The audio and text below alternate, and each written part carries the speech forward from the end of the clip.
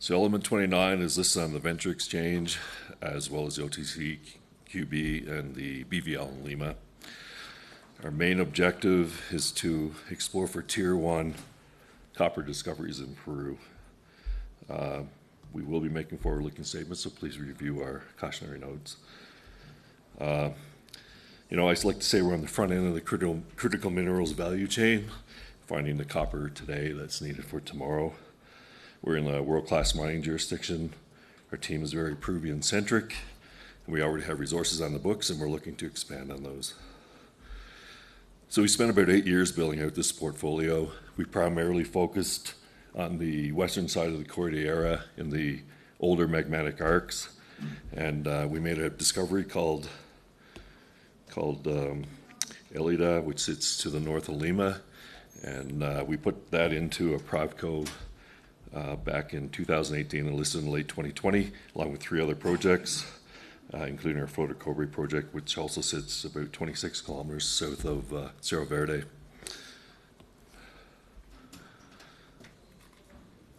So our flagship Elida project is located about 200 kilometers north of Lima along the Pan American Highway. We go in about 85 kilometers from the coast along the Pativilca River Valley.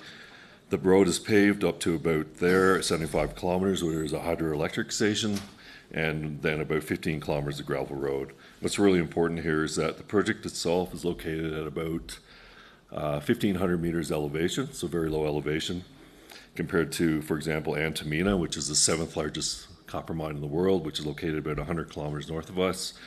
They actually have a pipeline, so they produce a slurry, bring the concentrate to the coast to their Antamina port sitting over here.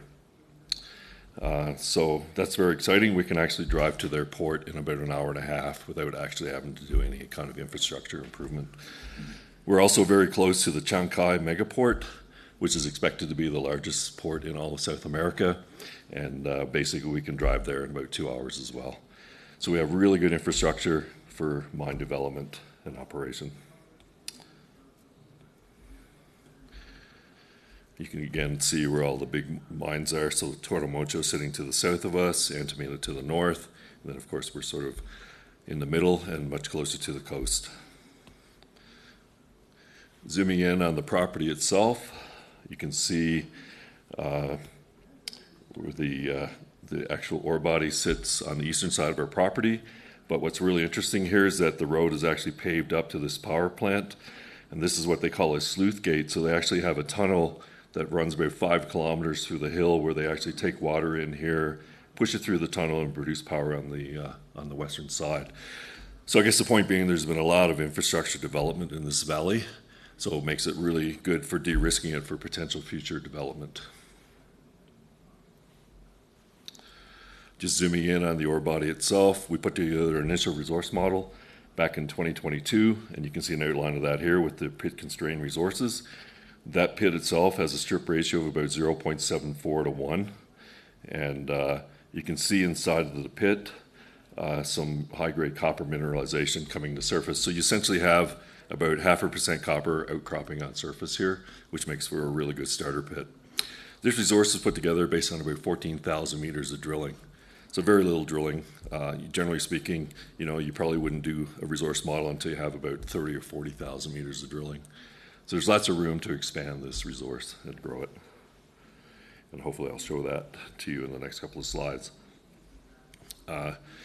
So the resource itself, as you see it there, is 321.7 million tons of 0.32 copper, 0.03 molybdenum, and 2.61 grams per ton silver at a 0.2 cutoff at a very low strip ratio. And within that we have, some higher grade intervals. We have 143 million tons of 0.41 copper and about 60 million tons of 0.5. And we think we can expand this pit based on the low strip to take in greater than 500 million tons of resources and hopefully expand the higher grade mineralization to over 100 million tons of 0.5% copper. Last year we completed 2 deep holes just to show the main objective of the drilling is really to expand, infill with inside the pit and then continue to expand the resources outside. So hole 33 was probably the best hole from that, which finished up in December of last year. and that hole had 1,040 meters of 0.54 copper equivalent grades. So what it was designed to do was infill inside the pit to increase the copper grades and also to continue while still in porphyry copper mineralization. This hole went to 1,106 meters. What's really interesting is that the deep part of this hole, you started to see the chalcopyrite to pyrite ratio start to drop down from 1 to 4 near surface down to about 1 to 1.5 at the bottom, which means that we're potentially getting into a higher grade copper core.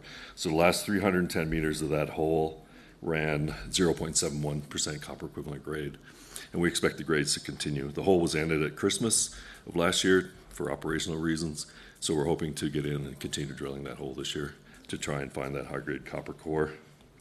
Just looking at some of the mineralization that you see in the bottom of that hole, you can see very much related to porphyries, essentially A veins, B veins, C veins, and we have a late E vein polymetallic overprint coming in as well. So, the system is still very productive, and the grades are continuing to improve as we go deeper. We completed a large MT survey back in June, and what the magenta colors are showing you are resistivity lows. So this geophysical survey is designed to sort of map out hydrothermal alteration. So what we've done in this area now, we've pretty much expanded the hydrothermal alteration footprint of the system to about 6 kilometers in strike length. And we're really just looking at a small part of that so far. We're in the process of getting our drill permit increase from a FTA to a DIA, which allows us to do about 40 platforms of drilling. We just signed a community agreement that's good for another 5 years. So we're pretty much set to start drilling and continue drilling into 2026 to keep expanding this resource base. We're sort of hoping to put out an upgraded resource model sometime in 2026. But what the real thing about this slide that it shows you is that the hydrothermal footprint of the system is probably over 6 kilometers in strike length. So lots of room to continue to expand this resource base. I'm going to show you a couple sections. So hole 33, the one I showed you, is going to show a section east-west that looks to the north along that hole, what the MT looks like, and also a hole in the southern part of the pit that sort of shows what the MT looks like there, as well as very little drilling being done certainly on the southern side of the pit and also on the eastern side. So there's lots of room to continue to expand without changing the strip ratio a whole lot. So this is hole 33. This is where it ended. Ended down at 1,106 meters. And we're hoping to continue that hole down to about 1,500. And what's really cool is there's a really nice low resistivity anomaly sitting in here that is currently unexplained, but could potentially be associated with that high-grade copper core. Looking at an east-west section through hole 36, which we're currently drilling as well. We're hoping to run that hole potentially down to about 1 kilometer while in good mineralization.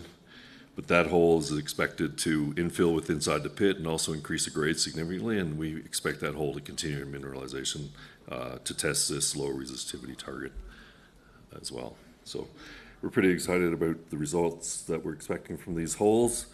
And this sort of gives you an idea of what this is hole 33. The drill's already set up there, trying to get back down that hole. And you can see all the alteration, in the rocks around where we're drilling. So the system is huge, and we're hoping to expand it.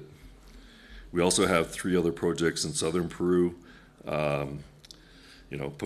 Paway, Paca, and Fotocobre, and you can see Fotocobre is actually located about 26 kilometers southeast of Cerro Verde. Easy access, you can drive right to the project. So, we have 4 really good projects that have potential for Tier 1 discovery. And I think that's it. 6 minutes left. Lots of question time. Any questions from the audience? Hopefully.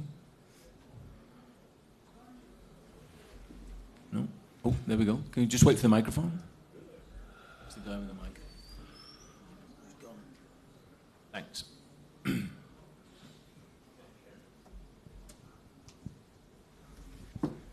I don't think I missed it, but in case I did, I was wondering how much cash you have on hand to do the work you plan to do. Yeah, so we currently have about $10 million in the bank. Very Yeah, good. so we're funded now to continue that drill program. So we laid out about a 7,000 meter program. It's exciting. Thank you. I may have missed it too. Is there any majors on the corporate registry? No, we don't have any strategic investors at the moment. Okay. We did have a lot of interest, but we've actually have sort of not wanted to bring the majors in at this level. Yep. Okay. There's a question there at the back. Oh, there's two questions. Chris? Hi, Richard. Could you give us a quick update on what you're doing at Florida Cobre? Is there anything going on there? Yeah, I've got a couple of slides on that, Chris, I think somewhere down here. So this is a really interesting project. Anglo had this project for about 10 years, and they dropped it back when the price of copper was $2 a pound. We staked it in competition with 5 majors, and no one was really interested in copper back at that time. So we won all these concessions except for 2. We did some geophysics and mapped out a really large hydrothermal alteration system just about 2 kilometers away from a known deposit. And this sits like in the southern Peru copper belt. So Cerro Verde is about 26 kilometers along strike to the northwest. Then you have the Chappie mine about 5K to the south. Very exciting. So we went in and we mapped out a really nice alteration target here with leach capping and potential for enrichment at depth. So we already have the drill permit pretty much in place. We have a DIA permit that's valid for 5 years, and we've been exempt from the prior consultation process with the community, between the government and the community, so we can actually go just negotiate an agreement with the community pretty much whenever we're ready to start drilling. The community sits in the sort of the area of influence of Cerro Verde, so they're very sophisticated, and they're very interested in doing a deal with us to advance this project. They've actually even asked to, if we'd actually sell them the project. So we're hoping to get in and potentially test it next year. There's one more question there at the back. I was just going to wonder the community situation in the Alita project. Yeah, so the community is very supportive. So what we do is every time we're working up there, we bring the community members on a 2-week rotation. So with the last drill program, we actually rotated about 150 people through our project. So we have a really good relationship with the community. They really understand what we're doing. We do a lot of training with them, so everybody that leaves there are pretty much certified in first aid. They've got a bunch of skills that they've learned. And, we just signed a 5-year agreement with them, so we're good till 2030. Final question from me. Who is Peru aligned with geopolitically? So from a lot of security supply point of view, where are the minerals going? Are the minerals going to China, or are they going to Europe, or are they going to America, the US, out of Peru? That's a good question. I think most of it probably ends up in China.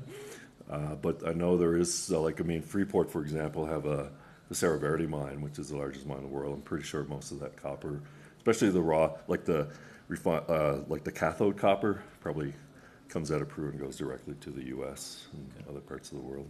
But I would say most of it goes to China Okay, good. and Asia. All right. Thanks, Richard. That's it. Thank you.